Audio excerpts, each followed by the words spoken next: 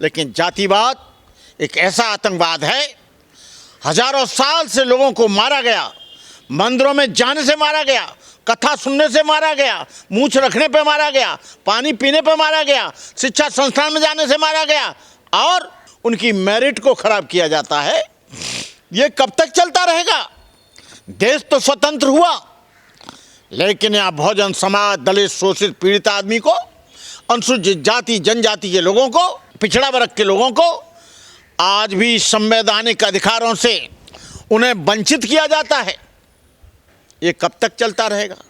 मैं देश के लोगों से कहना चाहता हूँ, ये कहीं ऐसा ना हो कि इतना बड़ा ज्वालामुखी बन जाए और एक दिन ये विस्फोट हो जाए, जिनको बेगुनाह और निर्दोष लोगों की आप पिटाई कर रहे हैं, कहीं ऐसा ना हो कि वो कहीं जंगलों में चले जाएं और जंगलों में रहकर ही वो अपना जीवन यापन करें और तुम्हारे जुल्म का जवाब जंगल में जाकर दें। मैं भारत सरकार से कहना चाहता हूं, उत्तर प्रदेश सरकार से कहना चाहता हूं कि या तो इस जुल्म को रोकिए और जो जुल्म करते हैं उनको कड़ी सजा दीजिए, कड़ी धाराओं में उनके चालाना कीजिए, कड़ी धाराओं में FIR लॉन्च कराइए, लेकिन ऐसा होता नहीं है। ये यहाँ सबको पता है कि 10-15 किलोमीटर चलकर एक विशेष जाति के लोगों ने रामजी लाल सुमन के घर पर हमला किया और हमला ही नहीं, बुलंदशहर आते हुए उसकी गाड़ी को तोड़ा गया, उसके रास्ते को रोका गया, जलते हुए टायर फेंके गए। ऐसा लगता है कि देश में लोकतंत्र नाम की कोई चीज़ ही नहीं रही है, संविधान नाम की कोई चीज़ ही नहीं रही है। लोग अपनी सामंतवादी लोग अपनी पैरेलल गवर्नमेंट चला रहे हैं, अपनी गवर्नमेंट अपने आप बना रहे हैं, कानून अपने आप बना रहे हैं, भारतीय संविधान के कानून का विरोध कर रहे हैं। ये जो घटना पहलगांव की हुई वो दुखद है। इजराइल के लोगों ने, उनके लोगों को मारा गया। आज 1 साल से वहाँ पर युद्ध चल रहा है। उन्होंने फिलिस्तीनी लोगों को या वहाँ के जो लोग थे जिन्होंने मारा, उनको नेस्ते नाबूद कर दिया। मैं कहना चाहूँगा कि जिन लोगों ने हमारे पहलगांव के लोगों को, बहन और भाइयों को, नन्हे नन्हे बच्चों को, नौजवानों को मारा है, उसका बदला भारत सरकार को लेना चाहिए। मैं भारत सरकार पर कोई टीका टिप्पणी नहीं करना चाहता, मैं भारत सरकार के बारे में कोई संदेह नहीं करना चाहता और मुझे पूरा और विश्वास है कि जिन लोगों ने, जिस पाकिस्तान के लोगों ने आतंकवादी पालकर पहलगांव में जिस घटना को अंजाम दिया है, उसके लिए हमारे भारत सरकार को, मोदी जी को और यहाँ की गवर्नमेंट को सोचना चाहिए।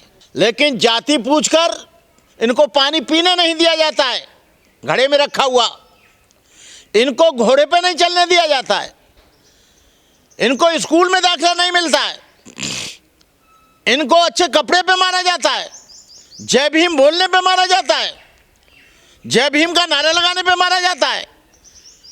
इन कुछ सालों से अंबेडकर मूर्तियों को तोड़ा जा रहा है, अंबेडकर मानने वाले लोगों पर जुल्म हो रहा है, अंबेडकर की चर्चा करने वालों पर आत्मघाती हमले किए जा रहे हैं। लेकिन याद रखो, इसके परिणाम आगे चल के बहुत भयंकर होंगे। इसके परिणाम इतने गंभीर होंगे कि जिन लोगों को तुम मार रहे हो, वही एक दिन उसी भाषा में जवाब देंगे जैसे फूलन देवी ने दिया था। फूलन देवी के साथ जुल्म हुआ, अत्याचार हुआ, जंगलों में चली गई और जंगलों में जाकर उसने अपने अपमान का बदला लिया। आज लोग जागरूक हो रहे हैं, आज लोग स्वाभिमान को जानते हैं, आत्मसम्मान को जानते हैं, जुल्म अत्याचार को जानते हैं, अन्याय को जानते हैं, कॉन्स्टिट्यूशन के संवैधानिक अधिकारों को जानते हैं।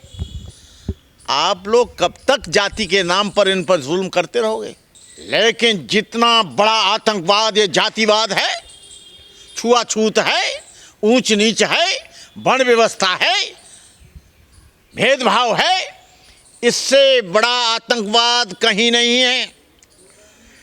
वो छोटे से बच्चे के साथ बचपन से उसके साथ भेदभाव किया जाता है, उसकी मानसिकता दबकर रह जाती है, वो बुज़दिल हो जाता है, कायर हो जाता है, वो जातिवाद के नाम पर उसका शोषण होता है, उसका अत्याचार होता है, उसका सोशल बाइकाट होता है।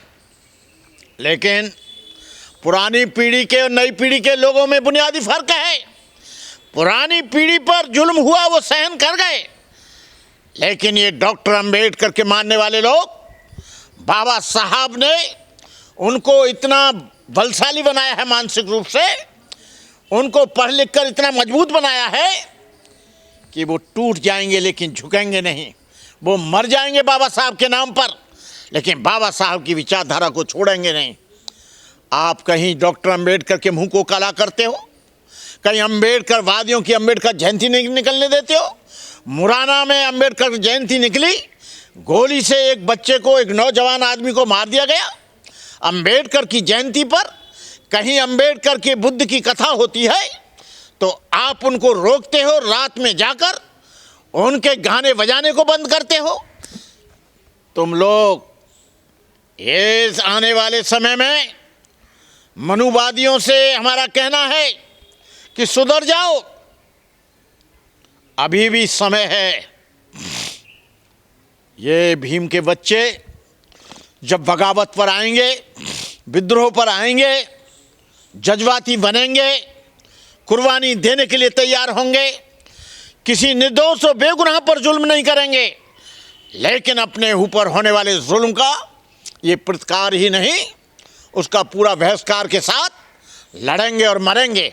धर्म पूछकर हत्या की, लेकिन भारत में जाति पूछकर हत्या की जाती है। चाहे धर्म पूछकर लोगों को मारा जाए, चाहे जाति पूछकर मारा जाए, ये दोनों ही आतंकवाद के पर्याय हैं। अलीगढ़ में जय भीम बोलने पर 30-35 लोगों ने उन बच्चों को मार मार के घायल किया, उन पर आत्मघाती हमला किया गया। आगरा में जातिवाद के आधार पर रामलीला सुमन के घर पर बुलडोजर लेके हजारों लोग उनके घर पर पहुंचे। बुलंदशहर में एक बारात को नहीं चढ़ने दिया जातिवाद के कारण। जातिवाद के कारण जितेंद्र मेघवाल को मारा गया, जातिवाद के कारण इंद्र मेघवाल को मारा गया, जातिवाद के कारण मनीषा वाल्मीकि के साथ कई लोगों ने बलात्कार किया। हजारों साल से जातिवाद की चक्की में दलित समाज के लोग पिसते हुए, और सबसे ज़्यादा आज जो देश के लोग जो अपने आप को उच्च श्रेणी में लाते हैं, वो लोग आज मुख्य रूप से चमार और जाटवों और महारों और कहारों, राजभरों पर जुल्म कर रहे हैं। अभी जौनपुर में एक राजभर की पूरी जमीन को काट ले गए। ये आतंकवाद से भी बड़ा आतंकवाद है। आतंकवाद तो छोटा आतंकवाद है। जो मनुवादी लोग हैं वो नहीं चाहते कि हमने जो करतूतें की हैं, जो गुनाहें की हैं, जो लोगों को सताया है,